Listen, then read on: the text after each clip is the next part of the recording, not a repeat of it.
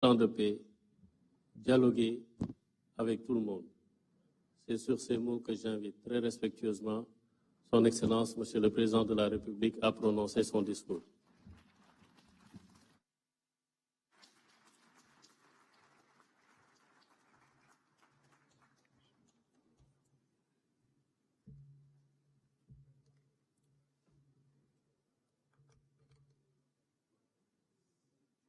Monsieur le Président de l'Assemblée nationale, Monsieur le Premier ministre, Mesdames, Messieurs les membres du gouvernement, honorables députés,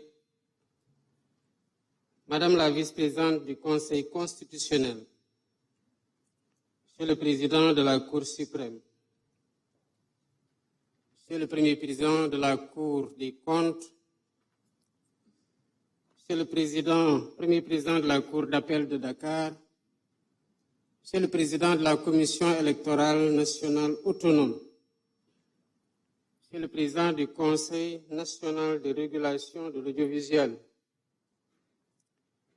Monsieur le Président du Haut Conseil du dialogue social, notabilités religieuses et coutumières, Mesdames, Messieurs les représentants de la société civile, Mesdames, Messieurs les représentants des syndicats et organisations socio-professionnelles, chers invités en vos rangs, titres et qualités, Mesdames, Messieurs, nous voici rassemblés dans le cadre du dialogue pour la deuxième fois depuis mon accession à la magistrature suprême. Pour cette année, nous ouvrons des concertations larges et inclusives autour du thème d'intérêt national, à savoir le système politique. En assistant à cette belle rencontre qui nous réunit, et qui réunit toutes les forces vives de la nation, nous répondons à l'injonction du respect de la date codifiée dans le calendrier républicain. Ce dialogue en temps de paix nous enracine davantage dans la tradition continue de concertation et de préservation d'une paix sociale qu'il nous incombe de construire en permanence.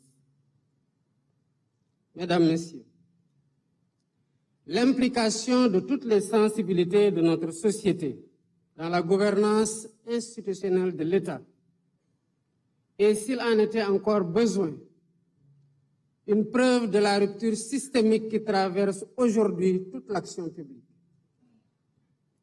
Ma conviction profonde est qu'au-delà des acteurs politiques, lorsqu'il s'agit de se projeter dans le temps long des réformes qui façonnent notre système politique, toute la société a voix au chapitre. Ainsi devons-nous définir par la quête du consensus et par les délibérations collectives la charpente institutionnelle et normative qui préfigure la vie de notre société politique. C'est toute la vertu d'un dialogue organisé en temps de paix. Non pas donc pour juguler une tension sociopolitique stressante pour toute la collectivité, mais pour écrire ensemble des pages encore plus belles de notre récit politique national. Mesdames, Messieurs, l'expression « le Sénégal est un pays de dialogue » n'est pas le fruit du hasard. Nous la devons à un héritage consolidant de Pencho et de Disso, à une conscience politique mûrie par l'histoire, à une culture de la pondérance héritée de nos devanciers. Notre responsabilité, c'est de préserver cet héritage et de le transmettre intact. Au demeurant, nous devons nous garder de l'immobilisme ou du statu quo. Nous devons interroger régulièrement les dynamiques sociétales dans notre cher pays. En effet, les tensions qui ont traversé le Sénégal sont encore trop vivaces pour être oubliées. Des vies ont été fauchées. Des familles pleurent encore leurs morts. Des blessures morales attendent d'être pensées. En ma qualité de président de la République, je m'incline avec respect devant la mémoire de toutes les victimes qui, de l'indépendance à nos jours, jalonnent le douloureux chemin de notre marche vers une démocratie achevée. J'exprime à leurs familles, à leurs amis et à leurs compagnons de lutte la solidarité de la nation. Mon rôle en tant que garant de l'unité nationale est de tendre la main à toutes et à tous pour rassurer, pour rassembler, pour apaiser et réconcilier, afin de concerter la paix, conforter la paix et la stabilité indispensable au développement économique de notre pays. Dans cette dynamique, le gouvernement assumera la plénitude de sa mission. L'opposition sera respectée et exercera librement ses droits dans le respect de la loi. Mesdames, Messieurs, l'histoire politique récente de notre pays nous commande de réformer pour la postérité. Réformer pour renforcer les acquis démocratiques et garantir davantage la stabilité de nos institutions. Réformer pour expurger de notre système électoral tous les germes de dissension, notamment entre pouvoir et opposition. Aujourd'hui, notre démocratie ne saurait faire davantage l'économie d'une réflexion sur la rationalisation du calendrier électoral, la création d'une commission électorale nationale indépendante, le fonctionnement des organes chargés de l'organisation des élections, l'accès au fichier électoral et sa gestion, la rationalisation des partis politiques et leur financement, le rôle de la justice dans le processus électoral, la dématérialisation du processus électoral, le statut de l'opposition qui doit avoir un contenu réel, l'inscription automatique des primo-votants, la durée des campagnes électorales ou encore les modalités du parrainage, entre autres. Ces concertations, heureusement organisées en dehors de toute échéance électorale, nous offrent une opportunité unique de réfléchir avec sérénité et lucidité sur l'avenir de notre système politique.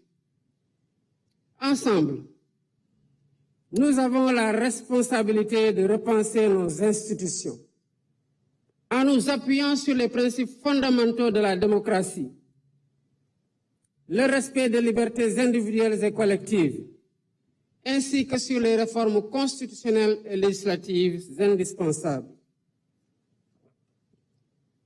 Les Sénégalaises et les Sénégalais ont eu l'opportunité de contribuer activement à cette réflexion en soumettant plus de 13 000 propositions sur la plateforme Djubanti, lancée seulement le 9 mai 2025.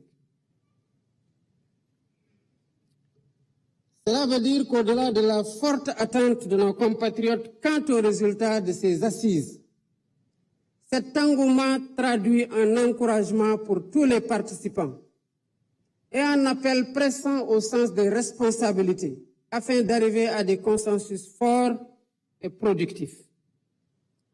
Le peuple sénégalais vous observe.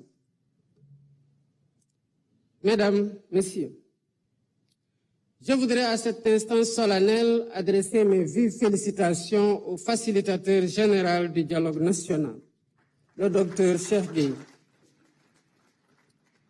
pour avoir accepté de conduire les travaux.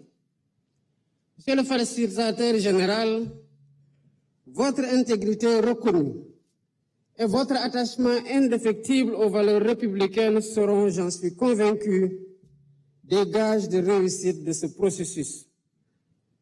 Je tiens également à saluer avec respect et gratitude l'ensemble des acteurs qui ont répondu à l'appel du dialogue. Votre présence ici aujourd'hui témoigne de votre attachement à la République, à la paix civile et à la grandeur de notre démocratie.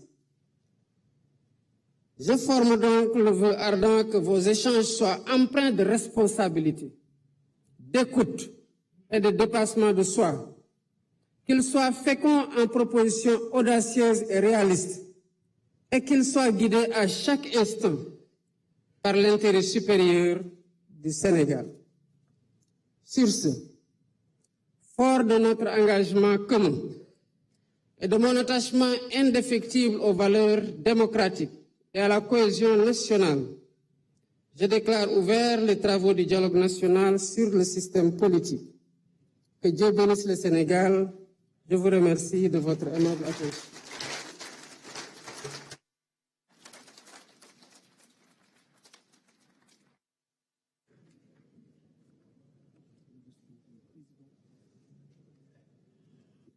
Mbokki Sénégal